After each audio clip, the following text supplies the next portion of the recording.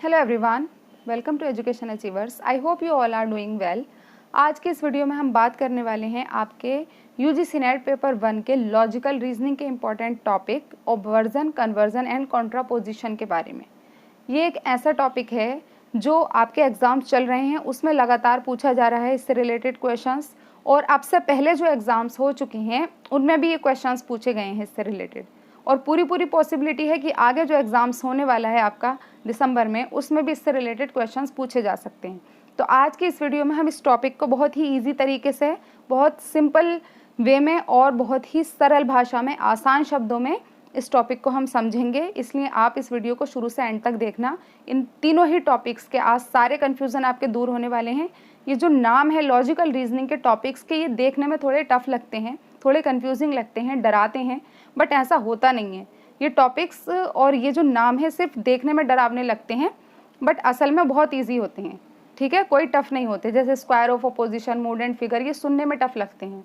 Logical reasoning से related जो important topics हैं, जो टफ टॉपिक्स हैं, उनके बारे में हम बहुत सारी टॉपिक्स के बारे में डिस्कस कर चुके हैं। उससे रिलेटेड मैंने प्लेलिस्ट बना दी है और मैं डिस्क्रिप्शन बॉक्स में भी लिंक दे दूंगी। आप उन वीडियोस को ज़रूर जाकर देख लेना अगर आपको लॉजिकल रीजनिंग से डर लगता है तो, क्योंकि उसमें हमने बहुत आसान शब्दों में चीज़ों को समझा है, रियल लाइफ से कनेक्ट करके चीज़ों को समझा है। ओके, और मेरा हर वीडियो में ये फोकस रहता है कि यूजीसी नेट एग्ज़ाम में टाइम की बहुत इंपॉर्टेंस होती है। तो मैं चाहती हूँ कि अगर आप अपना किसी भी वीडियो को टाइम दे रहे हो तो वो आपका टाइम बेकार ना जाए, वेस्ट ना हो। आप जो भी टॉपिक, जो भी वीडियो मेरी देखो, उस टॉपिक को आप पूरी तरह से उसकी कॉन्सेप्ट क्लियरिटी हो जाए आपको, ताकि आप उस टॉपिक के बाद फिर अगले टॉपिक पर मूव कर सको। ठीक है, इस वीडियो में भी इसी पर्पस के साथ हम इसे शुरू करेंगे और अच्छे से चीज़ों को जानेंगे, समझेंगे।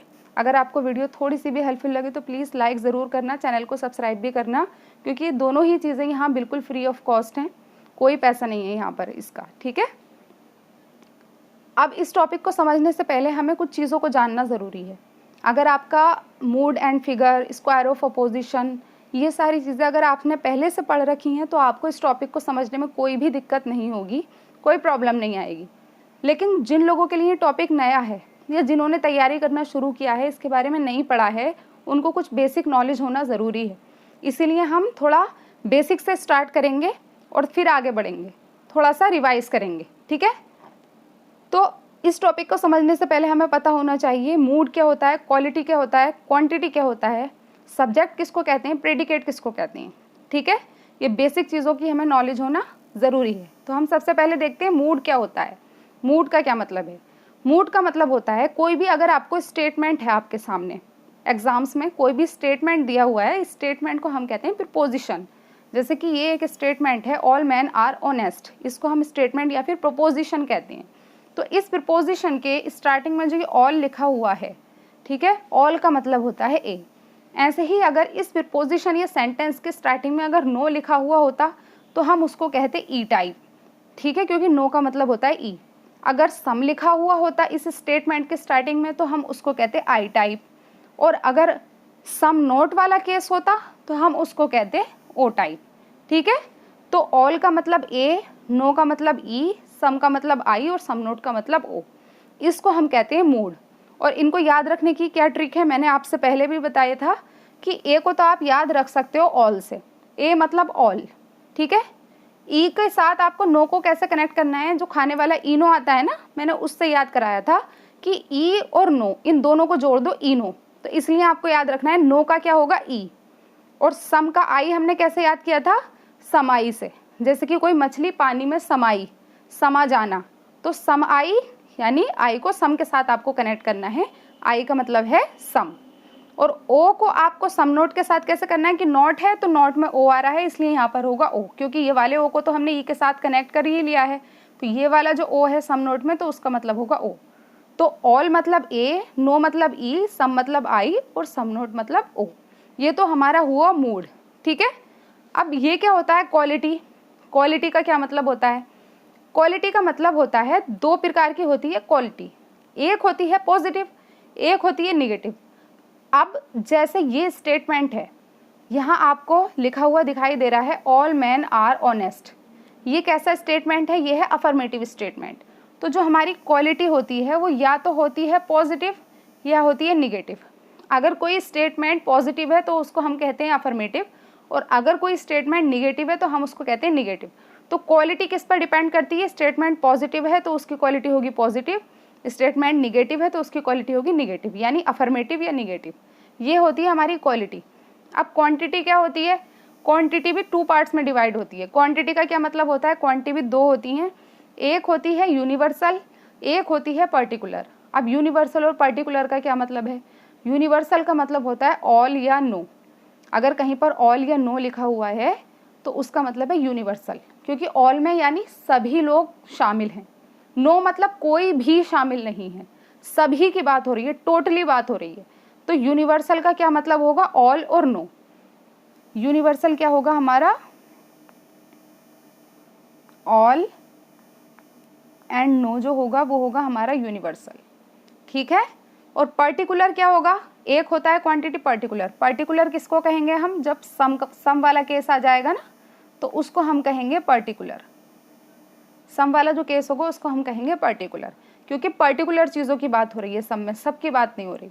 तो क्वांटिटी क्या हुआ कि स्टेटमेंट में यूनिवर्सली कहा गया है, ऑल या नो का यूज़ हुआ है या फिर सम का यूज़ हुआ है। अगर सम का यूज़ हुआ है तो वो स्टेटमेंट है, उसकी क्वांटिटी है पर्टिकुलर। सम या सम नोट है तो पर्टिकुलर, और अगर ऑल या नो आ रहा है किसी भी स्टेटमेंट के स्टार्टिंग में तो वो है यूनिवर्सल, उसकी क्वांटिटी है यूनिवर्सल, ठीक है। तो ये तो बात हुई हमारे मूड, क्वालिटी और क्वांटिटी की। अब हम देखते हैं सब्जेक्ट और प्रेडिकेट क्या होता है। ये हम रिवाइज कर रहे हैं, ये सब कुछ हम पढ़ चुके हैं, ठीक है। जो लोग नए हैं ताकि उनको भी हेल्प हो जाए, कोई कन्फ्यूज़न ना रहे इस टॉपिक को समझने में, इसलिए हमें बेसिक जानना ज़रूरी है। अब सब्जेक्ट का क्या मतलब होता है? जैसे आप लोग ग्रामर में लिखते थे ना, जो हमारा सबसे स्टार्टिंग का होता है उसे हम कहते हैं सब्जेक्ट, ओके। और जो हमारा, जब हम ग्रामर में सेंटेंस बनाते थे जिसको हम ऑब्जेक्ट कहते थे, तो यहाँ पर लॉजिकल रीजनिंग में जो ऑब्जेक्ट होता है वो होता है हमारा प्रेडिकेट। ये क्या होता है? हमारा सब्जेक्ट, और जो ऑब्जेक्ट होता है ग्रामर में उसको हम कहते हैं प्रेडिकेट, यानी कि पहले वाला सब्जेक्ट और बाद वाला क्या होता है? हमारा प्रेडिकेट। किसी भी स्टेटमेंट या प्रिपोजिशन में जो ऑल के बाद लिखा हुआ होता है वो होता है हमारा सब्जेक्ट, और उसके बाद जो लास्ट में लिखा हुआ होता है वो होता है प्रेडिकेट। और इन दोनों के बीच में जो रिलेशन बताता है ये आर, ठीक है। इसको हम कहते हैं, क्या कहते हैं? इसको हम कहते हैं कॉप्यूला। इसको हम क्या कहते हैं? कॉप्यूला। ये भी पूछा गया है क्वेश्चन, इजी क्वेश्चंस में पूछा जाता है कि आर या आर नोट का क्या मतलब है। तो आर या आर नोट को हम कहते हैं कॉप्यूला, ओके। ये सारी चीज़ें हमने देखी यहाँ पर। अब मैं यहाँ पर एक बार और समझा देती हूँ। ऑल क्या होता है? हमारा क्वांटिफायर, क्योंकि हमारी क्वांटिटी बता रहा है। ऑल या नो लिखा हुआ है तो वो क्या बता रहा है? हमारी quantity. All no some quantity बता रहा है, तो ये हमारे क्वांटिफायर हैं। फिर उसके ऑल के बाद जो आता है वो होता है हमारा सब्जेक्ट। जैसे यहाँ पर है ऑल डोर्स, तो ये डोर्स जो है वो है हमारा सब्जेक्ट। कॉप्यूला, जैसे मैंने अभी बताया, आर होगा हमारा कॉप्यूला, और प्रेडिकेट क्या होगा हमारा? जो ग्रामर में हमारा ऑब्जेक्ट होता है वो होता है प्रेडिकेट। और सब्जेक्ट और प्रेडिकेट के बीच जो वो बता रहा है रिलेशन, उसको हम क्या कहेंगे? उसको हम कहते हैं कॉप्यूला, ओके। इतना समझ में आया? अब आगे बढ़ते हैं। अब ये चीज़ भी हम पढ़ चुके हैं, लेकिन समझ लेते हैं कि 4 टाइप्स के हमने मूड पढ़े, ए, ई, आई, ओ। अब इसको हम सेंटेंस, हमारा जो प्रपोजिशन है वो कैसे बनता है? अगर ए टाइप है तो उससे प्रपोजिशन बनेगा ऑल ए आर बी। अगर ई टाइप है तो उससे प्रपोजिशन बनेगा नो ए इज़ बी। और अगर आई टाइप प्रपोजिशन है तो उसमें हमें मालूम है कि सम वाला जो होगा वो आई होगा, तो सम ए आर बी जो होगा वो हमारा आई टाइप होगा। इसके बाद अगर ओ वाला अगर हम देखें तो सम नोट वाला जो केस होगा वो होगा ओ, ठीक है। सम ए आर नॉट बी वो होगा ओ। अब क्वांटिटी क्या है? मैंने अभी बताया आपको, ये यूनिवर्सली बात हो रही है। ए यूनिवर्सल है, नो यूनिवर्सल है, बट सम वाले जो केस होंगे वो क्या होंगे हमारे? वो पर्टिकुलर होंगे, क्योंकि सम की बात हो रही है, कुछ की बात हो रही है, कुछ पर्टिकुलर की बात हो रही है, पर्टिकुलर चीज़ों की बात हो रही है, ठीक है। ये समझाने के लिए ए और बी का यूज़ किया गया है। यहाँ पर कुछ और भी लिखा हुआ आ सकता है, जैसे सम डॉग आर एनिमल्स, इस टाइप से। अब हम इसकी क्वालिटी देखते हैं। जैसे मैंने बताया, क्वालिटी क्या होती है? पॉजिटिव या निगेटिव। क्वालिटी क्या होगी? ये स्टेटमेंट पॉजिटिव है तो ये अफर्मेटिव, ये स्टेटमेंट निगेटिव है तो ये निगेटिव। ये वाला सम वाला स्टेटमेंट अफर्मेटिव है क्योंकि यहाँ नोट का प्रयोग नहीं हुआ है तो इसलिए अफर्मेटिव, और यहाँ नोट का प्रयोग हुआ है तो ये निगेटिव। ये होती है हमारी क्वालिटी, जो कि पॉजिटिव और निगेटिव पर बेस होती है, ठीक है, बेस्ड होती है। अब हम जानेंगे कि कॉम्प्लीमेंटेड टर्म क्या होता है। कॉम्प्लीमेंटेड टर्म का क्या मतलब है? ओके, कॉम्प्लीमेंटेड टर्म का मतलब होता है कि जैसे कोई वर्ड है ऑनेस्ट, उसका कॉम्प्लीमेंटेड टर्म क्या होगा? Non honest. ठीक है, यानी कि उल्टा होना, विरोधी होना, यानी पॉजिटिव का निगेटिव, अपोजिट क्वालिटी उसी को बोलते हैं। कॉम्प्लीमेंटेड टर्म में क्या होता है कि क्वालिटी चेंज हो जाती है। ठीक है, जैसे कि कोई वर्ड है गुड, ठीक है, क्या है? गुड, तो उसका कॉम्प्लीमेंटेड टर्म क्या होगा? Non good. उसका कॉम्प्लीमेंट्री टर्म होगा नॉन गुड। ठीक है, इसी तरीके से अगर ऑनेस्ट है तो उसका क्या होगा? Non honest. मैमल्स है तो नॉन मैमल्स। ये होते हैं हमारे कॉम्प्लीमेंटेड टर्म्स, जिसमें कि हमारी क्वालिटी चेंज हो जाती है या फिर अपोजिट हो जाती है। ठीक है, अब देखते हैं हम कि ऑब्वर्जन क्या होता है। ऑब्वर्जन का मतलब क्या है? ऑब्वर्जन कुछ नहीं है, कोई टफ नहीं है, बिल्कुल आराम से समझना, सब समझ में आएगा। इसमें 2 स्टेप फॉलो करने होते हैं। अगर कोई स्टेटमेंट आपको दिया हुआ है ऑल मैन आर ऑनेस्ट, और अगर आपसे पूछा जाता है कि इसका ऑब्वर्जन बताइए, ये इसका ऑब्वर्जन क्या होगा, ठीक है, तो आपको क्या करना है? स्टेप 1 होता है कॉम्प्लीमेंटेड प्रेडिकेट। ठीक है, आप स्टेप ये आगे पीछे भी कर सकते हो, कैसे भी, बस 2 चीज़ें इसमें ध्यान रखनी होती हैं। कॉम्प्लीमेंटेड प्रेडिकेट यानी कि जो आपका प्रेडिकेट है, पता ही है आपको कि ये जो हमारे स्टेटमेंट है ये दिया हुआ है, इसमें प्रेडिकेट क्या है? ये ऑनेस्ट। तो इस ऑनेस्ट को आपको कॉम्प्लीमेंटेड प्रेडिकेट बनाना है। और मैंने अभी आपको बताया कि जो भी चीज़ होती है उसका अगर हम अपोजिट कर देते हैं, जैसे पॉजिटिव है तो निगेटिव कर देते हैं, उसको हम बोलते हैं कॉम्प्लीमेंटेड प्रेडिकेट। तो यहाँ ऑनेस्ट है तो ऑनेस्ट का हमने क्या कर दिया? नॉन ऑनेस्ट, यानी कॉम्प्लीमेंट कर दिया हमने प्रेडिकेट को। और दूसरी क्या चीज़ करनी होती है ऑब्वर्जन में? Opposite quality. क्वालिटी क्या है? यहाँ पर ऑल था, पॉजिटिव था, क्या था ये? पॉजिटिव। यहाँ पर हमने इसकी जगह क्या कर दिया? नो कर दिया, यानी ये हमने कर दिया निगेटिव। तो हमने ये क्या कर दिया? क्वालिटी को चेंज कर दिया, यानी कि अपोजिट क्वालिटी, ऑल को नो कर दिया। तो आपको क्या करना है? किसी भी स्टेटमेंट को जो उसका पॉजिटिव अगर वो स्टेटमेंट है तो उसको निगेटिव में चेंज कर देना है। ऑल का क्या हो जाएगा? नो। और अगर नो लिखा हुआ होता है यहाँ पर, यहाँ ऊपर नो लिखा हुआ होता तो वो क्या हो जाता? ऑल। पॉजिटिव है तो आपको निगेटिव में चेंज कर देना है स्टेटमेंट को, निगेटिव है तो उसको पॉजिटिव में चेंज कर देना है।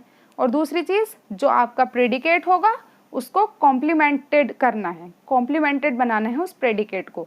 जैसे यहाँ पर ऑनेस्ट का नॉन ऑनेस्ट हो गया। ठीक है, I hope this is clear, ये आपको समझ आ गया होगा। अब ऑब्वर्जन के में सारे जो AEIO हैं इन सबको मैं आपको बताती हूँ। यहाँ पर जो ब्लैक से लिखा हुआ है इस लिस्ट में वो तो हैं हमारे नॉर्मल प्रीपोजिशंस, और जो ब्लू में लिखा हुआ है वो हैं हमारे ऑब्वर्जन। ठीक है, किसी भी स्टेटमेंट या प्रपोजिशन का जो ऑब्वर्जन है वो मैंने लिखा है ब्लू में, तो आपको पहचानना है। शर्त क्या है इसमें? ऑब्वर्जन के लिए 2 शर्त हैं। कौन कौन सी? एक तो कॉम्प्लीमेंटेड प्रेडिकेट और एक अपोजिट क्वालिटी। ठीक है, कॉम्प्लीमेंटेड प्रेडिकेट और अपोजिट क्वालिटी। यहाँ पर ये एक स्टेटमेंट है पहला, ये दिया हुआ है आपको ऑल SRP, ये दिया हुआ है आपको ऑल SRP। आपसे इसका पूछा है ऑब्वर्जन, आप क्या करोगे? सबसे पहले तो क्वालिटी चेंज कर दो, ऑल का नो बना दो, एस ऐसे ही रहेगा, आर ऐसे ही रहेगा, सिर्फ और सिर्फ जो प्रेडिकेट है इसका ऑब्वर्ज वो हो जाएगा कॉम्प्लीमेंटेड प्रेडिकेट, यानी कि नॉन पी। सब कुछ सेम रहा, सिर्फ क्वालिटी चेंज की आपने, ऑल का नो कर दिया और जो प्रेडिकेट था उसके आगे लगा दिया नॉन। बाकी सब में भी यही होना है। जैसे ई वाला स्टेटमेंट अगर हम देखते हैं, स्टेटमेंट है नो SRP, ये दिया हुआ है, इसका ऑब्वर्जन देखना है हमें। तो क्या होगा? पहले तो क्वालिटी चेंज कर दो, नो का कर दो ऑल। ठीक है, नो का कॉम्प्लीमेंटेड क्या होगा? ऑल। नो मतलब कोई नहीं, ऑल मतलब सब। एस का ऐसे ही सेम रहेगा, एस, और आर का आर ऐसे ही रहेगा, और पी जो हमारा प्रेडिकेट है उसका क्या हो जाएगा? Non P. यहाँ पर एस और पी ही नहीं दिए हुए होंगे, आपको कुछ भी दे सकते हैं। एप्पल्स दे सकते हैं, ऑल एप्पल्स आर ग्रीन, या दे सकते हैं all apples are non green, कुछ भी दे सकते हैं। ठीक है, तो यहाँ पर ये एग्जाम्पल के तौर पर एस एंड पी का यूज़ किया है हमने, वहाँ पर ये भी दे सकते हैं, कुछ और भी दे सकते हैं। अब हम आई वाला स्टेटमेंट देखते हैं, स्टेटमेंट है सम SRP, इसमें भी यही करना है हमें। क्या करना है? ये था पॉजिटिव स्टेटमेंट, हमने क्या किया? इसको सम नॉट कर दिया, ये आ गया सम, और ये हमने कर दिया नॉट, इसको निगेटिव में चेंज कर दिया। ओके, तो सम नॉट में बदल दिया, सम को सम नॉट में बदल दिया, निगेटिव कर दिया सबसे पहले, उसके बाद जो ये हमारा प्रेडिकेट था इसको हमने कॉम्प्लीमेंटेड कर दिया नॉन पी। हर ए ई आई ओ चारों में यही होना है, पॉजिटिव स्टेटमेंट को निगेटिव कीजिए और प्रेडिकेट को आप कॉम्प्लीमेंटेड प्रेडिकेट बना दीजिए। ओ वाले में भी देखिए सम एस आर नॉट पी, ये था निगेटिव स्टेटमेंट, हम नॉट को ख़त्म कर देंगे, सम वाला बना देंगे इसको, सम एस आर नॉट पी को हम क्या बना देंगे, सम एस आर पी, लेकिन पी के साथ हम नॉन लगा देंगे क्योंकि हमारा पी जो है वो क्या है, प्रेडिकेट। ठीक है, तो पी के साथ हम नॉन लगा देंगे और बाकी जो पॉजिटिव स्टेटमेंट है उसको निगेटिव में और निगेटिव स्टेटमेंट है उसको पॉजिटिव में चेंज कर देंगे। ये हमने चारों टाइप देख लिए यहाँ पर, ए ई आई ओ सारे ऑब्वर्जन में।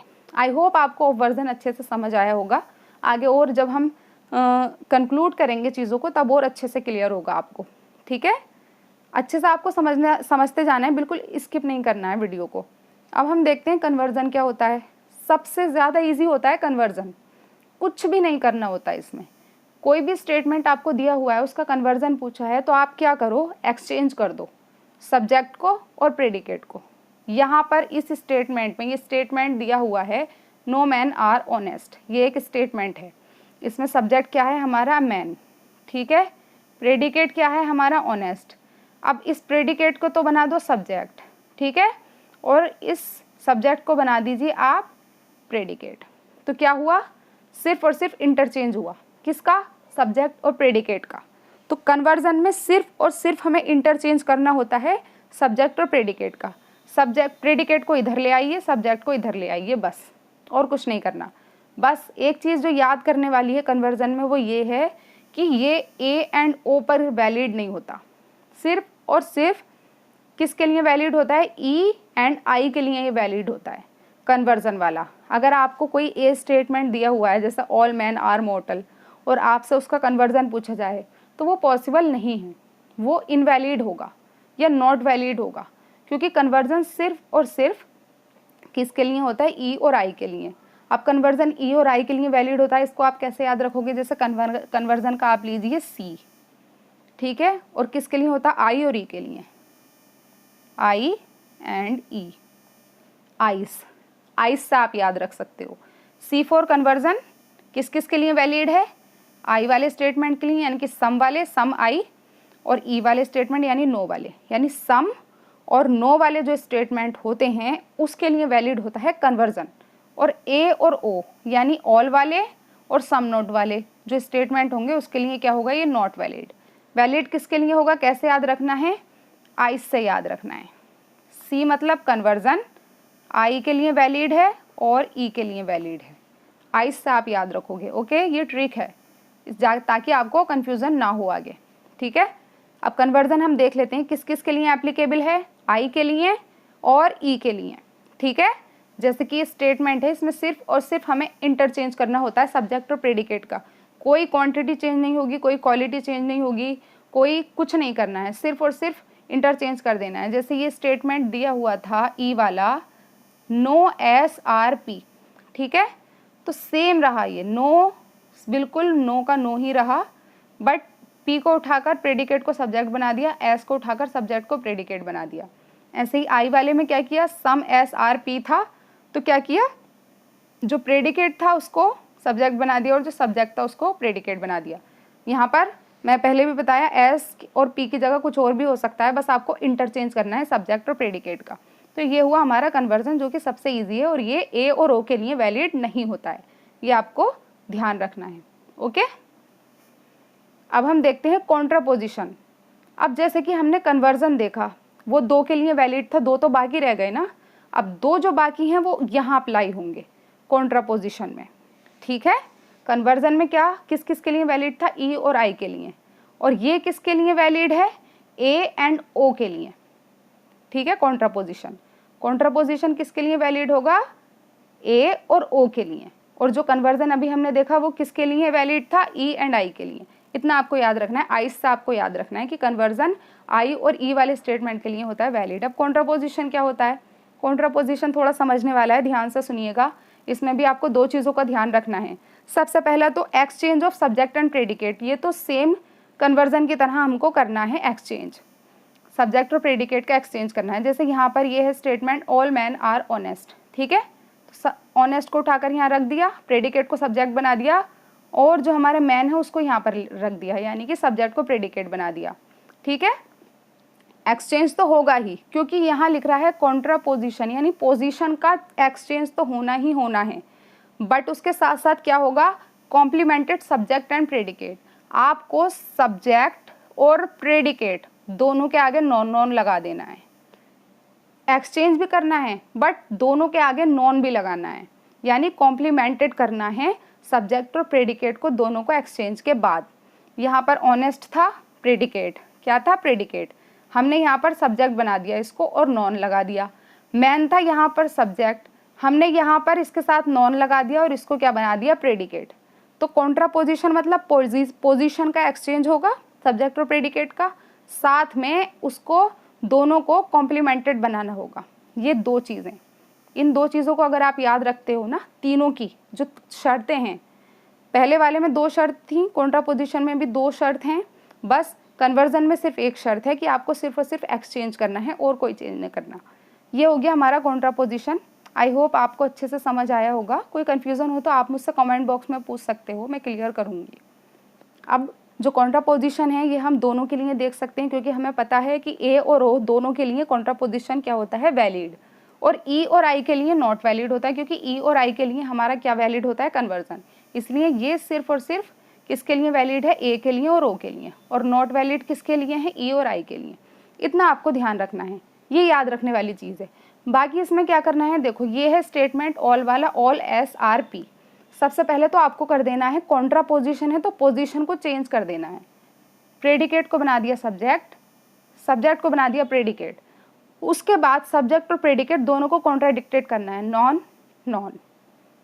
ठीक है, यहाँ पर भी यही हुआ है, सम एस आर नॉट पी, कोई क्वालिटी में चेंज नहीं हुआ है, सेम रहा है, आर नॉट सेम रहा है, सम सेम रहा है, सिर्फ पी को उठा के यहाँ पर रख दिया है, एस को उठाकर यहाँ पर रख दिया है, पोजीशन को एक्सचेंज कर दिया है, साथ में दोनों के स्टार्टिंग में नॉन लगा दिया है, यानी कि क्या कर दिया है, इसको कॉम्प्लीमेंटेड कर दिया है।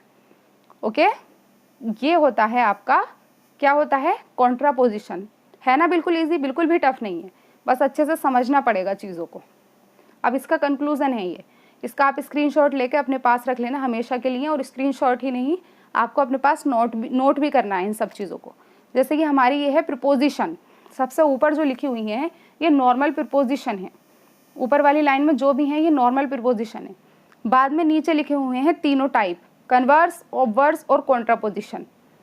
ठीक है, ताकि आपको अच्छे से क्लियर हो सकें सारी चीज़ें।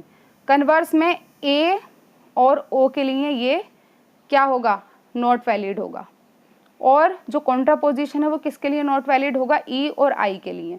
ठीक है, कन्वर्स में हम क्या करते हैं, कन्वर्स में क्या किया था हमने कि सब कुछ सेम रहता है कन्वर्जन में, सिर्फ और सिर्फ देखो सब्जेक्ट को प्रेडिकेट बना दिया और प्रेडिकेट को सब्जेक्ट बना दिया है, सिर्फ एक्सचेंज हुआ है। यहाँ पर भी देखो सम एस आर पी था, इसको क्या किया, पी को सब्जेक्ट बना दिया प्रेडिकेट को, और एस जो सब्जेक्ट था उसको बना दिया, पी को सब्जेक्ट बना दिया और एस को क्या बना दिया, प्रेडिकेट। यानी जो सब्जेक्ट था वो प्रेडिकेट और जो प्रेडिकेट है वो सब्जेक्ट।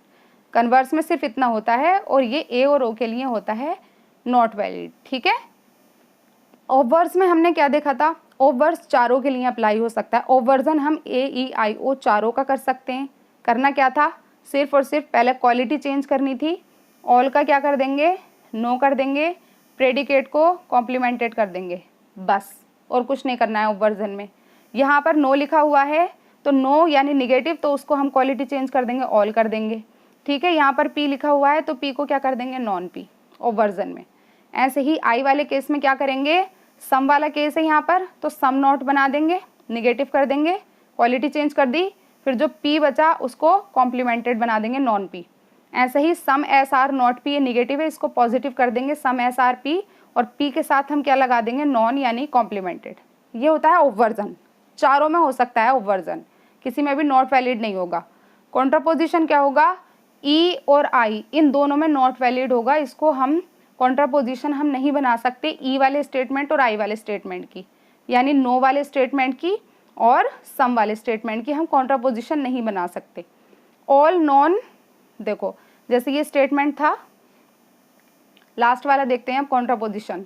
ये है हमारा statement all S are P. अब इसका कॉन्ट्रापोजिशन क्या होगा, ऑल तो सेम ही रहेगा, सिर्फ और सिर्फ पहले पोजीशन है ना, तो पोजीशन को इंटरचेंज करना है। जो हमारा प्रेडिकेट है उसको बनाना है सब्जेक्ट, और जो सब्जेक्ट है उसको बनाना है प्रेडिकेट, और उसके बाद दोनों के स्टार्टिंग में नॉन नॉन लगा देना है कॉन्ट्रापोजिशन में। ऐसा ही यहाँ पर क्या है, सम एस आर नॉट पी है ना, सम तो सेम ही रहेगा, एस को बना देंगे प्रेडिकेट और पी को बना देंगे subject.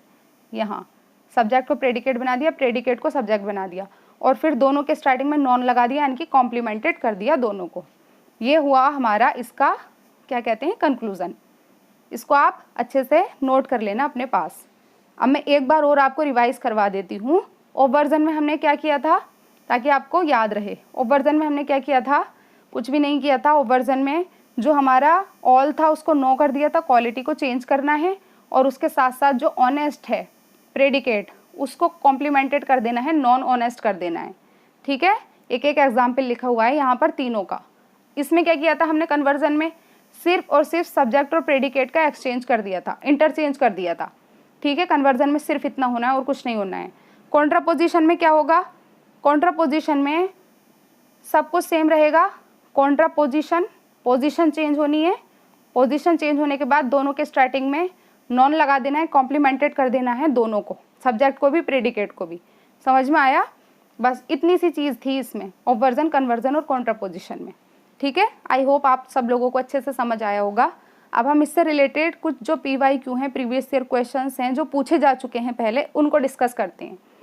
So the first question is given below are two statements. Statement 1 is to obvert a proposition we change its quality and replace the predicate term with its complement. क्या हम aversion में ऐसा करते हैं कि क्वालिटी चेंज करते हैं और उसके बाद जो प्रेडिकेट होता है उसे कॉम्प्लीमेंट कर देते हैं। इतनी देर से हम यही तो पढ़ रहे थे, तो इसलिए हमारा स्टेटमेंट 1 क्या होगा, करेक्ट। अब स्टेटमेंट 2 देखते हैं। Obversion is valid for any standard form categorical proposition. ठीक है, क्योंकि ओवर्जन चारों के लिए वैलिड था, ये चीज़ भी हमने अभी पीछे देखी, इसलिए हमारा स्टेटमेंट 2 भी क्या होगा, सही, क्योंकि हमने अभी पीछे देखा कि चारों के लिए ओवर्जन हो सकता है। तो हमारा राइट आंसर क्या होगा, इसका राइट आंसर होगा option number 1, both statement 1 and statement 2 are true, क्योंकि दोनों ही चीज़ें हमने पढ़ी हैं। ओवर्जन में क्या होता है, दोनों ही स्टेटमेंट बिल्कुल राइट हैं। अब हम देखते हैं second question. Statement 1 is to form the contrapositive of a given preposition we replace its subject term with the complement of its predicate term. क्या कॉन्ट्रापोजिशन में हम ऐसा करते हैं कि सब्जेक्ट टर्म को प्रेडिकेट टर्म से चेंज करते हैं और कॉम्प्लीमेंट भी करते हैं, and we replace its predicate term with the complement of its subject term, और उसके बाद हम प्रेडिकेट को भी चेंज करते हैं और उसको कॉम्प्लीमेंटेड बनाते हैं। क्या हमने कॉन्ट्रापोजिशन में ऐसा पढ़ा था, जी बिल्कुल पढ़ा था, तो इसलिए स्टेटमेंट 1 क्या होगा, right. Statement 2 is all contrapositions are valid. क्या हमने ऐसा देखा था कि कॉन्ट्रापोजिशन चारों में अप्लाई हो सकता है, ए में भी, आई में भी, ई में भी, ओ में भी? बिल्कुल भी नहीं, ऐसा तो हमने देखा ही नहीं, 2 में तो इनवैलिड था, इसीलिए इसका जो हो जाएगा राइट आंसर ये नहीं होगा, सेकंड वाला हो जाएगा रॉन्ग। ठीक है, बस जो पहला वाला है वो होगा हमारा राइट। सो इसका राइट आंसर क्या होगा, option number 3, statement 1 is true but statement second is false. ये होता है इन क्वेश्चंस को सॉल्व करने का तरीका। अगर आप इन क्वेश्चंस को बिना समझे अगर स्क्रीन पर देख लेते तो आप दिमाग घूम जाता आपका कि क्या लिखा हुआ है, छोड़ देते। बट अब आपने अच्छे से समझ लिया है, जान लिया है चीज़ों को, तो आप समझ सकते हो, अब क्वेश्चन आपका गलत नहीं होगा। अगला क्वेश्चन है, for which of the following forms of categorical prepositions conversion is valid. Conversion किस किस के लिए वैलिड होगा? मैंने बोला था ना कि किसी भी तरह के क्वेश्चंस पूछ सकते हैं, इसलिए आपको पता होना चाहिए। तो हमने क्या पढ़ा था कि कन्वर्जन किस किस के लिए वैलिड होता है, ई और आई के लिए वैलिड होता है। ई और आई के लिए, ई मतलब नो, आई का क्या मतलब होता है, सम। ई और आई कहाँ पर हैं यहाँ, आई मतलब सम, सम वाला स्टेटमेंट हमारा ये रहा, ई मतलब नो, नो वाला स्टेटमेंट कहाँ रहा, ए, ये वाला। ठीक है, क्या इसमें ऑप्शन में है ए एंड सी, ये रहा ए एंड सी ओनली। ठीक है, सो इसका राइट आंसर क्या होगा, option number 2, A and C only. ठीक है, क्योंकि हमने समझ लिया है अच्छे से। अब second question is for which of the following forms of categorical propositions contraposition is valid. आप किसके बारे में पूछा गया है? कैटेगोरिकल प्रीपोजिशन कौन सी? कॉन्ट्रापोजिशन। कॉन्ट्रापोजिशन में हमने क्या पढ़ा था? कौन कौन वैलिड होगा? ए और ओ, ये दो वैलिड होंगे, यानी कि ऑल वाला स्टेटमेंट और ओ वाला जो स्टेटमेंट, ऑल और ओ वाला जो स्टेटमेंट होगा वो दोनों वैलिड होंगे। ऑल वाला स्टेटमेंट कौन सा है इसमें? A, all S are P. और दूसरा कौन सा? ओ वाला statement, some S is not P, ये है हमारा ओ वाला। ये कौन सा है? ए वाला। और ये कौन सा है? ओ वाला। क्या ऑप्शन में है बी एंड डी? बिल्कुल है, ऑप्शन नंबर 4। तो इसका राइट आंसर क्या होगा? Option number 4, B and D only. ठीक है, क्योंकि हमने चीज़ों को समझ लिया है अच्छे से। अब ये एक क्वेश्चन है, ये थोड़ा अलग टाइप का क्वेश्चन है, बट पूछा जा रहा है इससे भी, तो इसलिए हम इसको भी अच्छे से समझेंगे। Which of the following are logically equivalent. इन चारों में से लॉजिकली इक्विवेलेंट कौन होगा? इसको हम वेन डायग्राम की हेल्प से सॉल्व करेंगे। No dogs are aggressive. हर तरह से क्वेश्चन को सॉल्व करने की कोशिश करनी है आपको, जो कुछ भी पढ़ा है सारी चीज़ें अप्लाई करनी होती हैं कि कौन सी चीज़ से ये सॉल्व होगा। अब ये जो है हम देखेंगे, no dogs are aggressive animals. यहाँ पर क्या कहा गया है? अगर हम इसका वेन डायग्राम बनाते हैं, सबसे पहले बताया गया है dog. No dogs are aggressive animals. Aggressive animals को हम कैसे लिखते हैं? ए एग्रेसिव, ए एनिमल्स। इन दोनों में कोई भी कनेक्शन नहीं है। No dogs are aggressive animals, ये तो हुआ first statement. Second statement is no aggressive animals are dogs. यही चीज़ तो ऊपर वाले में लिखी हुई है। जब no dogs are aggressive animals है, ठीक है, जब ये है तो ये भी यही होगा, दोनों एक ही बात हो गई, तो दूसरा वाला भी सही है। थर्ड स्टेटमेंट है all dogs are non aggressive. जितने भी डॉग्स हैं वो नॉन एग्रेसिव हैं, तो ऑल वाली जो चीज़ होती है वो बीच में आती है और बाकी जो उसको कवर करती है वो आती है ऊपर। ठीक है, तो हमारा क्या है? नॉन एग्रेसिव, एन ए मतलब non aggressive. All dogs are non aggressive, तो जितने भी डॉग हैं हमारे वो नॉन एग्रेसिव हैं। अंदर को जो आता है ना उसको हम कहते हैं ऑल, जो अंदर आता है उसको हम कहते हैं ऑल। अगर ऑल वीमेन आर फीमेल लिखा हुआ है तो वीमेन कहाँ आएंगी? बीच में, सेंटर में। जिसके भी साथ ऑल लगा हुआ होता है वो कहाँ आता है? बिल्कुल सेंटर में। ये वेन डायग्राम को बनाने का तरीका होता है। अब इसमें कहा गया all dogs are non aggressive. क्या है नॉन एग्रेसिव? इसीलिए नॉन एग्रेसिव के अंदर आएगा डॉग। ठीक है, एन ए मतलब नॉन एग्रेसिव। ये हमारा बन गया डायग्राम। अब हम देखते हैं some dogs are non aggressive animals. इसमें क्या कहा गया है? डी वाले में, थर्ड वाला तो हमारा सही हो गया। Some dogs are non aggressive animals, जो कुछ डॉग हैं वो नॉन एग्रेसिव एनिमल्स हैं। लेकिन हमने क्या देखा था कि जो अंदर आता है उसका कनेक्शन होता है ऑल के साथ। All dogs are non aggressive animals, तो सम वाला तो बिल्कुल ही कट जाएगा, क्योंकि यहाँ पर तो हमने अभी देखा कि जो अंदर होता है वो होता है ऑल। हाँ, लेकिन बाहर की तरफ जो होता है वो सम का कनेक्शन होता है, अंदर की तरफ तो होता है ऑल का कनेक्शन, जैसे all dogs are non aggressive. But अगर आपसे कोई पूछे तो कि नॉन एग्रेसिव का डॉग के साथ क्या कनेक्शन हुआ, तो उसको हम कहते हैं some non aggressive are dogs. मैं आपको वेन डायग्राम बनाना भी आगे की वीडियोस में बता दूंगी अच्छे से। ठीक है, तो ये होता है इसका तरीका। तो हमारा डी वाला क्या हो जाएगा? रॉन्ग। इसलिए इसका राइट आंसर क्या हो जाएगा? Right answer will be A B C only. ये होगा इसका राइट आंसर। ठीक है, अब एक मैं आपको देती हूँ होमवर्क क्वेश्चन। पहले मैं क्वेश्चन पढ़ देती हूँ।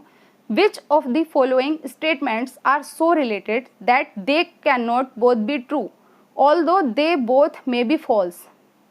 ऑप्शन 1 है all trees have roots, option B है no trees have roots, option C है some trees have roots, option D है some trees do not have roots. कौन से इन चारों में से दो स्टेटमेंट ऐसे हैं जो साथ में ट्रू नहीं हो सकते बट दोनों साथ में फॉल्स हो सकते हैं?